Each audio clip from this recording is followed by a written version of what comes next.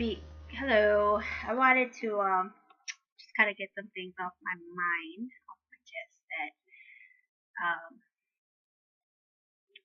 have been, I've been thinking about things like that. One of the things is uh my current reality, my current world consists of me giving a lot of myself, and I'm more at peace with it now. But years ago, in my early 20s, I'm now in my early 30s, and in my early 20s, it was really hard for me to grasp. I don't know why. Um, the idea of just me focused on one thing. It was really hard for me, and I feel like having to, after experimenting with different ways of doing things in my life, as far as like multitasking and trying to fit into this picture of what we're encouraged to do as a woman, as a daughter of God, as a mother, and in the culture we live in now, it's kind of like women are supposed to be able to do it all. And before, I used to have great pride in that. I used to just soak up everything that came with being empowered and doing everything, and all of this stuff, like being a first time mom, just the idea of seeing other women be able to do it. And I was so convinced that I could be that woman, that can put her kids in sports and be there and work a full time job and go to school, and I could do that. I could be a mom student. I can you know be so active in my kids' school and still keep my sanity. Well, little to behold, I have observed within myself and other women around me who I truly love that they've also been in, they also felt the same way that I did. Now, years later, after we're all in our 30s, now that we're all in our 30s and our kids are all school age, they're not infants no more, they're not one or two, I have observed a common trait in us. And I say us because it's in a lot, it's including me. Um, like a sense of exhaustion and overwhelmness and depression and isolation. And I'm thinking to myself, God, this is not of you. If all of that was supposed to be good and was supposed to be of God, why am I so tired? Why am I so, I should be able to like really enjoy my life and just be happy. But not saying life is not going to be struggles, but some things we put on our own backs when we really don't have to. I feel that our culture has convinced us that our kids need A through Z in order for them to live a decent life. Some things we have learned from the past that, are probably not the best for our kids. But I do believe that there are some fundamentals that we have taken away from our kids to kind of help us be better and whatever, make us feel better as parents. But I think that it has been overly complex over the years of all the things that I thought a mother should do for her children, and a mother should be, and a woman should be, and in today's society to be able to thrive and be happy with who she is. And it's still going on. It's still, I think it's gotten worse from when I was a first time mom and I was 23. It's gotten worse. Like now, women are expected to look a certain way and act a certain way and be so dominant and aggressive and controlling and bold and my way or the highway attitude is like, no, there's no humbleness, there's no loyal, there's no like, teamwork. It's all about me versus him. And, in relationships, I can do this better than you, and I can bring more money to the table than you. And it's just a lot of egoistic type of mentalities amongst a lot of mothers and women. And then the women that don't think like that, don't feel like they should do that, they feel a sense of like less up. Like, I'm less of a woman because I don't have that attitude. I'm less of a woman because I don't do those things with my kids and my husband, whatever. And I think in the midst of all the cultural chaos, that's where I just fall on my knees, and I just can't. I don't want to fall into the conformities of this world, and I feel like that's the direction that the culture of women in my society are going towards, and it leads down a path. And I say this because I've witnessed it within myself and with my close loved ones, women that are really close to me. Depression, anxiety, exhaustion, and even suicide. Like, it's gotten that bad where women are so exhausted, but they can't stop because they're convinced that that's what a woman should do. That's what a mother should do.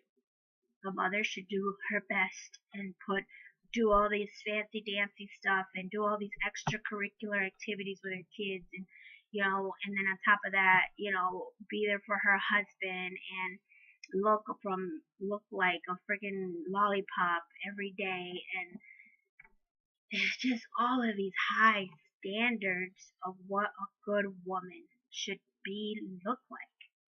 And I call it out. I'm calling it out. I'm like, this is straight lies and manipulation, delusional and unrealistic. Okay? And I feel that men has been convinced that that's what a good woman should be. And it's really sad because not that the men are convinced that that's what a good woman should be. When they meet a woman that's not at those standards, they mistreat her. They feel like she's not worthy of his love or whatever. And so, but when they realize, once they go around shopping in other women's houses and they're with other women, they realize that they're all like that. It's just a delusion, an illusion that a lot of women are trying to meet. And when they finally get to that point where they're doing it all, they're exhausted. And it's so sad that I've seen women become so ill mentally and physically because they're doing it all. At what cost? At what cost do we as women, as mothers, as wives have to meet this image that society has created, and we've created ourselves with our pride and egoistic mindset, and like, you have to be the best, you have to do everything. You can go to school at night and work a full-time job and go to your kids' soccer games, and when do you breathe? And I understand, sometimes you have to work because you're the sole income provider. But we don't want to accept the fact that we can't do it all. Well, I have to work 2 full-time jobs and I have 3 kids. But I could still go to school. Like, I could still do it. We don't want to count our battles. We don't want to pick our battles. We want to fight them all at once. We want to be the sole provider, and we want to go to school, and we want to put our kids in all these extracurricular activities. And then at the downside is our bodies are getting nothing in return. We're putting so much out and we're getting nothing in return. On a spiritual aspect, I feel that God has given us wisdom in His Word to describe, all of the things. There's 2 parables that I really, well, not really parables. There's 2 stories in the Bible that really come to mind at this point. Is the story of Martha and Mary, and the story of the parable of the seed that falls on the prickly thorns. because they're so busy doing everything in this world that they don't make time to water the seed that God has planted in their hearts. And so I say that, and if you have your Bible, um, you know, look for those two stories. I don't know the specific location. I can, post it below later on. But those two stories are really good for me because I feel that as far as the story of Mary and Martha, it's basically Jesus came to their house and Martha was like so upset because Mary was just sitting next to Jesus talking to him when there was so much to be done in the house as far as cleaning and getting the food together for Jesus. And Jesus basically told them like Mary's in the right and you're in the wrong because I'm here. I'm not always gonna be here. So you need to here make time talk to me. So basically like that speaks to me because when I'm home, my kids are home. I catch myself. Okay, we gotta do this. We gotta do that. We gotta do a lot. And then when my whole family is home, then the Lord has revealed to me that I just need to stop and I need to just be with them. And when it comes to my time with God, my mind sometimes wanders on the bills. I gotta do this, I gotta do that. When really I just need to stop thinking about everything else that I gotta do and focus on being in God's presence and praying and talking to the Lord and allowing the Lord to minister to me. Like that is one of the biggest things for me, that as a mother, woman, wife, we are so go, go, go based on what we consider a good wife, a good mother, and, a good woman, that we don't make time for what's important. And for me, what's important to me is my faith and my health. My faith is what's the cornerstone of why I'm still here. My body is the reason why I'm able to move forward. And if I don't prioritize those two things, then it's going to be really hard to prioritize number 3 in my life, and that's my family.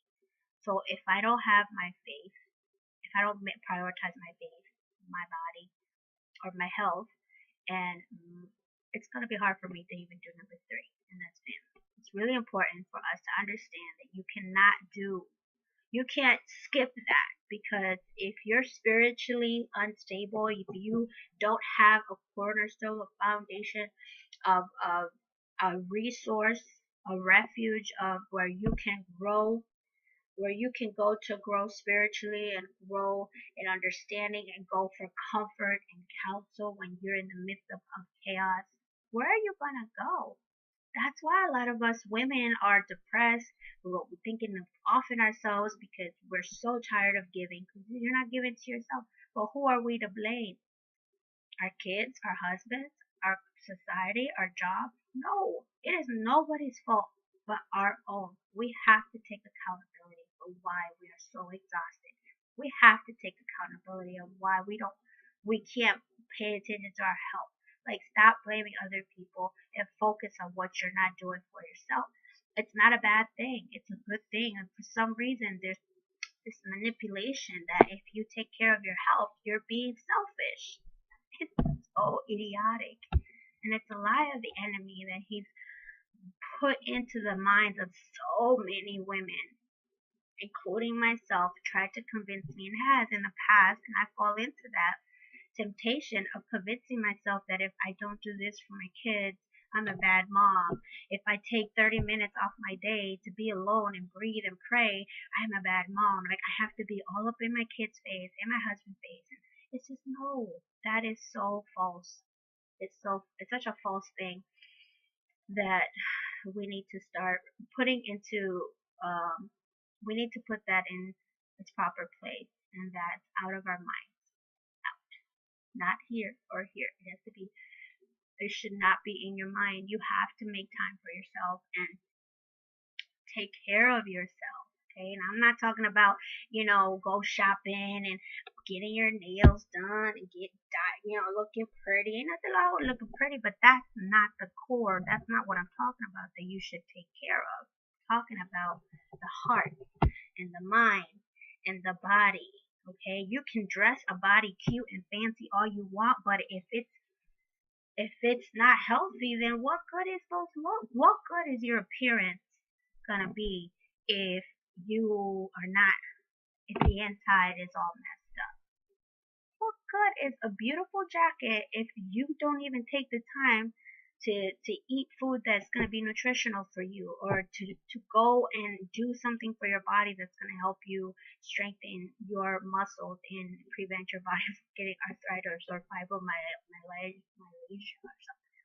What good is it? What good is a good jacket, pretty jacket?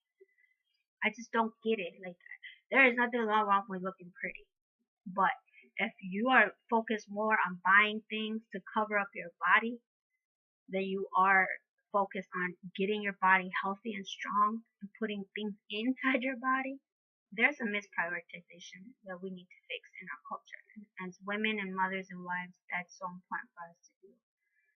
Get our priorities straight. I am speaking to myself because I am currently, you know, facing this head on. But I wanted to share it with my loved ones because I feel that I'm not the only one, and I see that I'm not the only one. You might try to play the funk that you got it together, but realistically, you're struggling because you're exhausted. If you have flags of depression, anxiety, exhaustion, and you're just sad all the time, and you're irritable, and you're just constantly in the hospital, your headaches are off the roof, you cannot sleep at night, those are red flags that something has to change, something has to give. And if you continue throwing that under the rug, saying, I'm okay, I'm okay, I'm good, I'm a strong woman, I've got this, ain't nothing can stop me, you're being ignorant, and you're convincing yourself, you're deceiving yourself into a path of destruction that everyone that you care for is going to be affected by. So just think about that. When you throw things under the rug, you're not just hurting yourself in the long run. You're going to hurt your children, your husband, and everybody else that you take care of. If you work at wherever you work, the people you take care of at work, what you do, your finances, it's all going to be crumbling down because you are not taking care of the core of the problem. And the core of the problem is you. It's the way you lack self-care, and it's so important. So I'm gonna wrap this up because I gotta do my homework. But I just wanted to put this out there, and I hope whoever watches this, I pray in Jesus' name that it ministers to your heart as it ministered to mine. And again, go back to those scriptures, read the story of Martha and Mary and the parable of the seed on different soil. Those are really, really good stories in the Bible that I constantly read over and over, and they're always ministered to me in different ways. So God bless you guys.